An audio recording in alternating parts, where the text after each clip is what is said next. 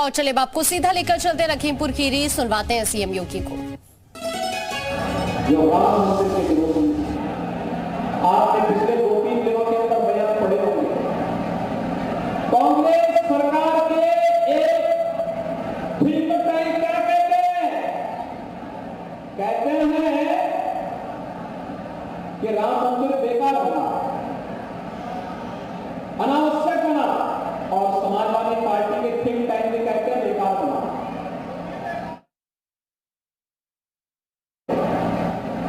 कांग्रेस सरकार के एक थिंक टैंक क्या कहते हैं कि राम मंदिर बेकार बना,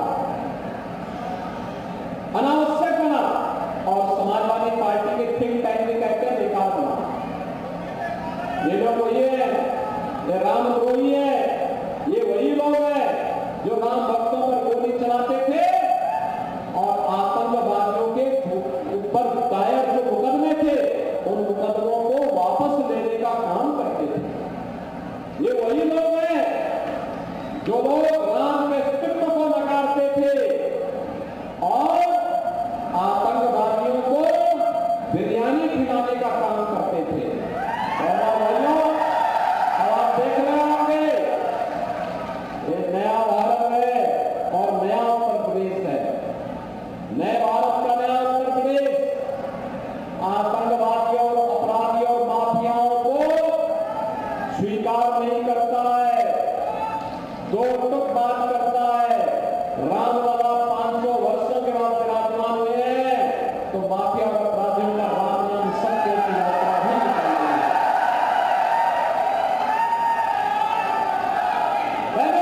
सुरक्षा का बेहतर माहौल बना है।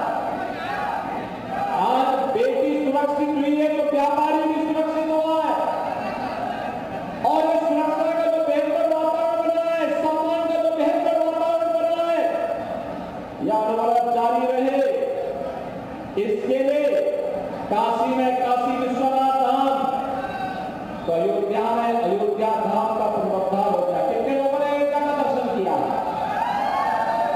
काफी लोग अयोध्या का दर्शन कर चुके हैं। और मैं कहूंगा यहाँ पे लोकेश प्रताप सिंह जी से भी और रेखा वर्मा जी से भी कि चुनाव के बाद समय मिले जब भी तो एक बार फिर से पूरी यात्रा यहाँ से अयोध्या के लिए जानी चाहिए।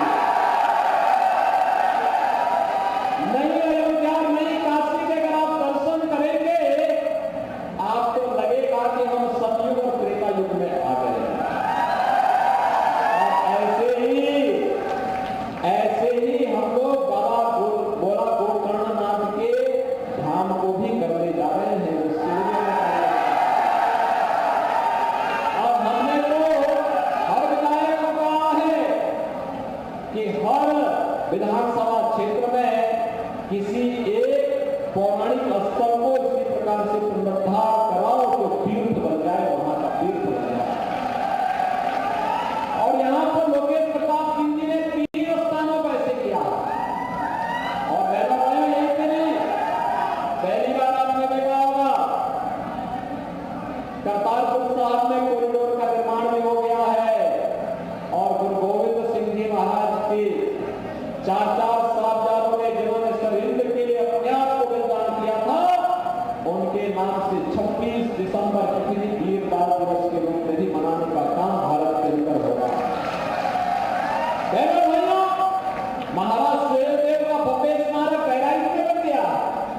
महाराज सुहेलदेव धर्म रक्षक थे, राष्ट्र रक्षक थे, राष्ट्र नायक थे। आज उनका भव्य स्मारक हमारी सरकार ने, भारतीय जनता पार्टी की सरकार ने जिस स्थान को महाराज सुहेलदेव ने सालार वसंत को मार करके भारत की रक्षा की थी, भाइयों, उसी स्थल पर भव्य स्मारक बनाने का काम कर दिया गया है। और इसीलिए आया आपके पास ये सत्ता हमारे लिए केवल सत्ता इसलिए नहीं कि हम उस सत्ता में राज करें, ये भारत को दुनिया की बड़ी ताकत बनाने के लिए मोदी जी को तीसरा कार्यकाल आवश्यक है। और इसी के लिए भारतीय जनता पार्टी ये जो परिवर्तन आपको दिखाई दे रहा है, ये चमत्कारिक नेतृत्व है मोदी जी का। उनके कारण सारी चीजें हो पा रही हैं। और बहनों भाइयों, इसीलिए लोग आए हैं कि भारतीय जनता पार्टी ने पूरे देश के अंदर अब तक 3 चरणों के चुनाव संपन्न हो गए हैं और उदाहरण बताते हैं कि अब की बार 400 पार, अब की बार 400 पार का लक्ष्य लगातार प्राप्ति की ओर तेजी के साथ बुलेट ट्रेन की स्पीड से भारतीय जनता पार्टी का आगे बढ़ रहा है। और बहनों भाइयों, 400 पार के इस लक्ष्य को प्राप्त करने में धौरहरा लोकसभा क्षेत्र का भी योगदान होना चाहिए, क्योंकि हम लोगों ने मोदी जी को आश्वासन दिया उत्तर प्रदेश की तरफ से कि उत्तर प्रदेश 80 की 80 सीटों पर कमल खिलाने का काम करेगा। 80 कमल के मालाओं की एक फूल माला मोदी जी के गले में डालेगा। और इसीलिए मैं आप सबका आह्वान करने के लिए आया हूं कि धौरहरा सीट से श्रीमती रेखा वर्मा जी को आप चुनाव जिता के भेजेंगे ना? भेजेंगे, भेजेंगे। पीछे तक गुंजरता और पीछे तक गेट के पीछे में लोग काफी बड़े संख्या में खड़े हैं। सभी लोग सहमत हैं इधर, सभी लोग सहमत हैं। लेकिन बहनों भाइयों, आपको एक काम करना पड़ेगा।